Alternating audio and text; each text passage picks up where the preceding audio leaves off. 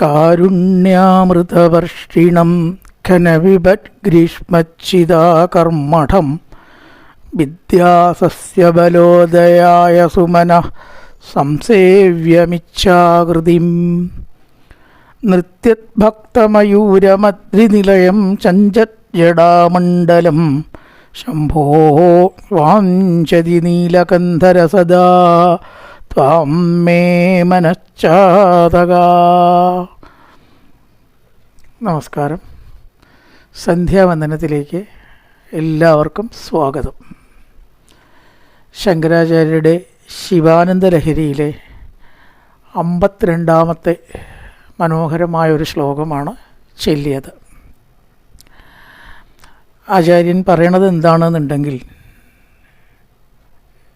ശംഭോ വാഞ്ചതി നീലകന്ധര സദാ ത്വാം മേ മനശ്ചാതക. പരമേശ്വര, എൻ്റെ മനസ്സാകുന്ന ചാതകപ്പക്ഷി, വെള്ളം കുടിക്കാൻ വളരെ വിഷമുള്ളൊരു പക്ഷിയാണത്. വേഴാമ്പൽ എന്ന് പറയും. അതിന് പൊതുവേ വെള്ളം കുടിക്കാൻ ബുദ്ധിമുട്ടാണ്. അവിടെ കഴുത്തിൻ്റെ അവിടെ ഒരു ദ്വാരമുണ്ട്. അതുകൊണ്ട് ആ ദ്വാരത്തിൽ കൂടെ വെള്ളം കടന്നിട്ട് വേണം കുടിക്കാൻ. വലിയ ബുദ്ധിമുട്ടാണ്. അപ്പോൾ എൻ്റെ മനസ്സാകുന്ന ആ ചാതകപ്പക്ഷി അങ്ങ് ആകുന്നതായ മേഘത്തെ വളരെയധികം ആഗ്രഹിക്കുന്നു. എപ്രകാരം ചാതകപ്പക്ഷി അല്ലെങ്കിൽ വേഴാമ്പൽ മേഘത്തെ ആഗ്രഹിക്കുന്നുവോ, വെള്ളം കുടിക്കാൻ ആഗ്രഹിക്കുന്നു, അത്ര പ്രാപിക്കാനുള്ള വെമ്പൽ ഉണ്ട് എൻ്റെ മനസ്സാകുന്ന ചാതകത്തിന്, അങ്ങയാകുന്ന മേഘത്തിനെ പ്രാപിക്കാൻ. വാഞ്ചതി നീലകന്ധര സുധാ. ഇനി ബാക്കിയൊക്കെ വിശേഷണങ്ങളാണ്. എങ്ങനത്തെ പരമേശ്വരനെ ആഗ്രഹിക്കുന്നത്? അതാണതിൽ കാരുണ്യാമൃതവർഷിണം ശംഭോ മഹാദേവാ.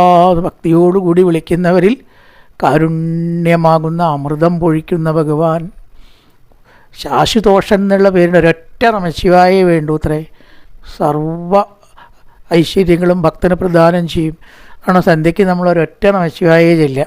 ബാക്കിയൊക്കെ നാരായണായനം അച്യുതാനം അനന്താനം അമൃതാനന്ദമേ അല്ലേ. ആ ഒരൊറ്റ നമശിവായ കൊണ്ട് ശൈവൻ സന്തോഷിച്ചിട്ട് പറയും, എൻ്റെ നാമം ചോദിക്കേണ്ട നന്നായി വരുമെന്ന് പറഞ്ഞാൽ അവിടുന്ന് പോകുന്നതാണ്. കുറേ നാമൊന്നും വേണ്ട. അതാണ് കാരുണ്യാമൃത വർഷിണം ഘനപിപത് ഗ്രീഷ്മച്ഛിതാകർമ്മഠം.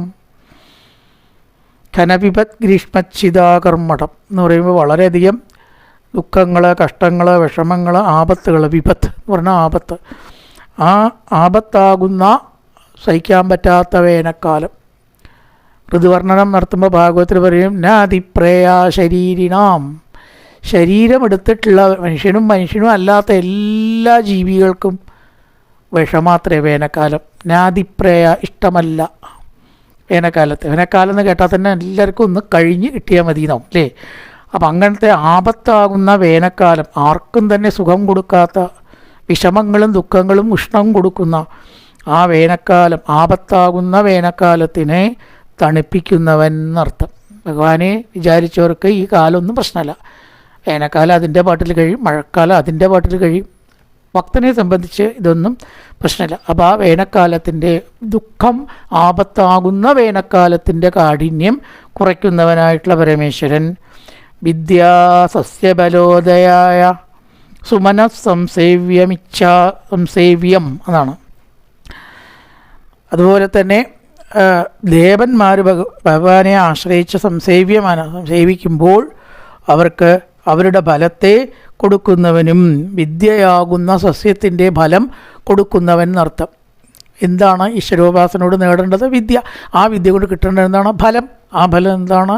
ഭഗവദനുഗ്രഹം അല്ലേ. അപ്പം നമ്മുടെ അധ്വാനമാകുന്ന വിദ്യ, ആ വിദ്യയുടെ ഫലമാകുന്ന ഭഗവദനുഗ്രഹം ദേവന്മാർക്ക് കൊടുക്കുന്നവനും. അതേപോലെ തന്നെ ഇച്ഛാകൃതിയും, തൻ്റെ ഇഷ്ടത്തിനനുസരിച്ചിട്ട് ആകൃതിയെ സ്വീകരിക്കാൻ കഴിവുള്ള നമുക്ക് പറ്റുമോ? 2 കൈയിന് പകരം 4 കൈ എടുക്കാനോ അല്ലെ മത്സ്യമാവാനോ കൂർമാവാനോ വരാഹാവാനോ ഒന്നും നമുക്ക് പറ്റില്ല. ഈ ഒരു രൂപം തന്നെ നമുക്ക് പറ്റും. പക്ഷേ ഭഗവാന് ഏത് സമയത്ത് ഏത് രൂപം വേണമോ ഇച്ഛാകൃതിയും. പിന്നെ നിത്യഭക്തമയൂരമദ്രിനിലയം. മഴമേഘങ്ങളെ കണ്ട മയിൽ നൃത്തം വയ്ക്കും. അതതിൻ്റെ സ്വഭാവമാണ്. ഇതേപോലെ ഭക്തന്മാർ നൃത്തം വയ്ക്കും ഭഗവാനെ കണ്ട സന്തോഷം കൊണ്ട്. രുദന്തി അച്യുത ചിന്തയാ കുചിത് രുദന്തി അതെ നന്ദന്തി എന്നൊക്കെ പറഞ്ഞില്ലേ. ഭാഗവതധർമ്മം വർണ്ണിക്കുമ്പോൾ ഉറക്ക കരുതിട്ടും ഹരേ ശംഭോ നാരായണ എന്ന് വിളിച്ചിട്ട് നൃത്തം ചെയ്തിട്ട് അപ്പോൾ അലൗകികമായ ചേഷ്ടകൾ അങ്ങനെ നൃത്തം ചെയ്യും എന്നർത്ഥം.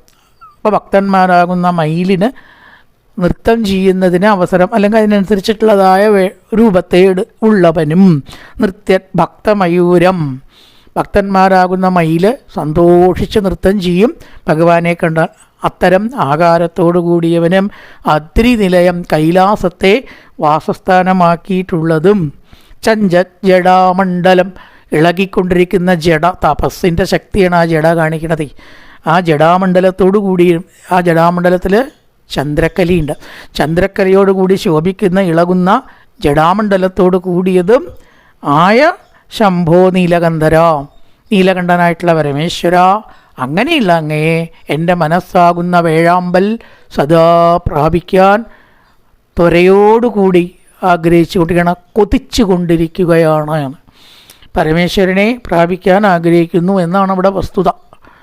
ആ മനസ്സിനെ വേഴാമ്പൽ പക്ഷിയായിട്ടും പരമേശ്വരനെ മേഘത്തിന് തുല്യമായിട്ടും ഉപമിച്ചു. പിന്നെ വിശേഷണങ്ങളാണ്. കാരുണ്യാമൃതം പൊഴിക്കുന്നവനും ആപത്തിനെ ഇല്ലാണ്ടാക്കി തീർക്കുന്നവനും ദേവന്മാർക്ക് വിദ്യയുടെ ബലം കൊടുക്കുന്നവനും ഇച്ഛയ്ക്കനുസരിച്ചിട്ട് ആകൃതി സ്വീകരിക്കുന്നവനും അതുപോലെ തന്നെ ഇളകിക്കൊണ്ടിരിക്കുന്ന ആ ജടാമണ്ഡലത്തോടു കൂടിയവനും ആയ അങ്ങയാണ് എൻ്റെ മനസ്സാകുന്ന വേഴാമ്പൽ സദാ ആഗ്രഹിച്ചു കൊണ്ടിരിക്കുന്നത്, കൊതിച്ചു കൊണ്ടിരിക്കുന്നത്.